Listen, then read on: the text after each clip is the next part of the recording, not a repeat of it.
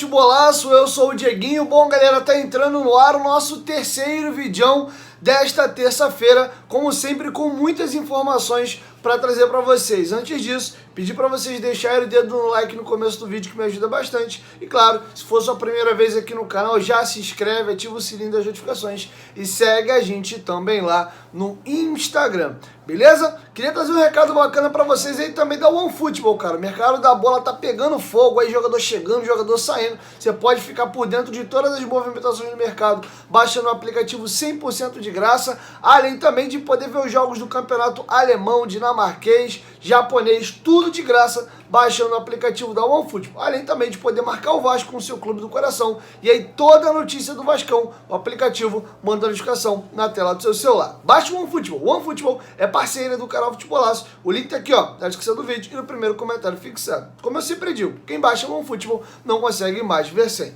Bom, galera, a situação é a seguinte: Luco Arediano, que vem de nego me perguntando nos comentários aqui. Galera, se eu tenho informação, eu trago. Se eu não tenho, eu não trago. Eu não vou ficar enchendo linguiça, ficar repetindo as mesmas coisas no vídeo. Se eu não falei, é porque não houve nenhuma novidade. A novidade de momento, agora temos algo para falar do Luco Arediano, ou Orediano. O jogador passou a seguir o Vasco no Instagram. Ele já está uma semana no Rio de Janeiro e ainda não seguiu o Vasco no Instagram. Isso me dá um feeling de que deve ter sido desatado o último laço aí entre Vélez Sarsfield e Vasco da Gama, e o jogador, enfim, deve ser anunciado. Lembrando que os exames de médico dele já foram feitos há um tempo, até vazou a foto dele na clínica lá, o Paulo Brax deu até uma alfinetada da médica lá que fez o exame dele, tirou uma foto e vazou nas redes sociais. Tá faltando ainda uma questão burocrática entre Vasco e Vélez, era questão contratual, era algo jurídico. Não chegou a se vazar, se era uma questão de meta, enfim. Mas tudo dá a entender que realmente agora o negócio tá sacramentado, tá bom? Hoje é mais um dia aí que se encerram a questão do cortejo do velório de Roberto Dinamite. Então acredito que amanhã o Vasco vai começar a fazer anúncio de reforço, tá bom? Inclusive, falando do nosso maior ídolo Roberto Dinamite, foi sepultado hoje lá em Duque de Caxias, ao lado do corpo dos seus pais. Que Deus o tenha num ótimo lugar. Infelizmente, né, é uma coisa que a gente não gostaria nunca de passar, mas é a única certeza que todos nós, sem exceção, temos na vida. Um dia nós iremos partir daqui para um outro local. Beleza? Bom, aproveitando até brevemente a placa que eu falei para vocês de que o prefeito da cidade, Eduardo Paes, iria dar para a rua de São Januário ali, a Avenida Almério de Moura, General Almério de Moura, passou a se chamar Roberto Dinamite número 10. E ela foi hoje, inclusive, já colocada lá. Então São Januário tem um novo endereço. São Januário hoje fica localizado na Avenida Roberto Dinamite número 10. Beleza? Bom, outra situação que eu gostaria de dividir com vocês, o Vasco fez o anúncio oficial também do empréstimo de Carlito Palacios, ou Carlos Palacios, ao Colo-Colo do Chile. O Vasco disse o seguinte: o Vasco da Gama informa que acertou o empréstimo do meia Palacios para o Colo-Colo do Chile, por uma temporada com opção de compra ao fim do compromisso firmado, tá bom? O próprio Colo-Colo do Chile já também anunciou o jogador em suas redes sociais. Taça São Paulo. Hoje o Vasco jogou a última rodada da fase de grupos, venceu o Osasco por 1-0. Um gol meio vadio ali, né? Uma falta batida pelo GB. O Paixão dá uma chaleira para dentro da área. O zagueiro Roger escora para o meio. E o zagueiro Vitão, que foi poupado, entrou no segundo tempo. O Vasco atuou com um time meio misto. Dá uma cutucada para o fundo ali. E o Vasco vence o Osasco por 1-0. Com isso, se classifica para a próxima fase da Taça São Paulo como primeiro colocado. 3 jogos, 3 vitórias, 9 pontos. Venceu o primeiro jogo por 2-1. O segundo por...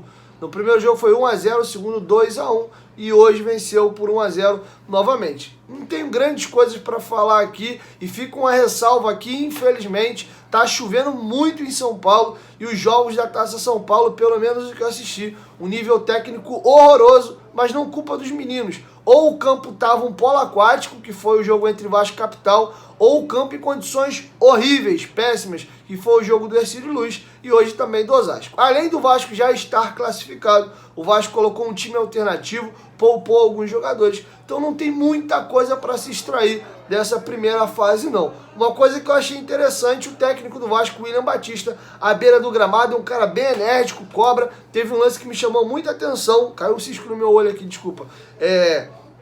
No jogo, ainda no primeiro tempo, tem uma jogada na bola na lateral, o jogador do Vasco dá o bote e a bola tá meio que saindo, ele fica vibrando, gritando, vai na bola, o jogador do Vasco acompanha, aí o jogador do Vasco até dá um carrinho, tenta pegar a bola e ele vibra assim na cara do jogador, e vocês viam vários jogadores do Vasco cortando bola e vibrando. Então essa questão da pegada, da vontade, da intensidade, eu tenho gostado do trabalho do William Batista, que se mostrou um técnico muito enérgico e com boas ideias também, tá bom? Bom, agora vamos adiantar aqui o nosso papo e eu vou encerrar as minhas sonoras e as minhas entrevistas coletivas. Vou deixar com vocês 2 trechos aqui de uma entrevista que eu fiz com o Anderson Conceição ontem em São Januário e com o Nenê. E o que eu vou perguntar para ambos, e depois vai ter uma pergunta diferente para cada um, é a seguinte: esse é o primeiro ano que o Vasco vai jogar sem Roberto Dinamite vivo. Vai ser o ano ao qual o Vasco vai entrar em campo com o seu maior ídolo falecido. E a pergunta que eu fiz pro Conceição, que era nosso capitão na temporada passada, a gente não sabe se vai ser esse ano, a tendência é que não, já que na naturalidade é o Léo ser titular e ele ser o reserva dele.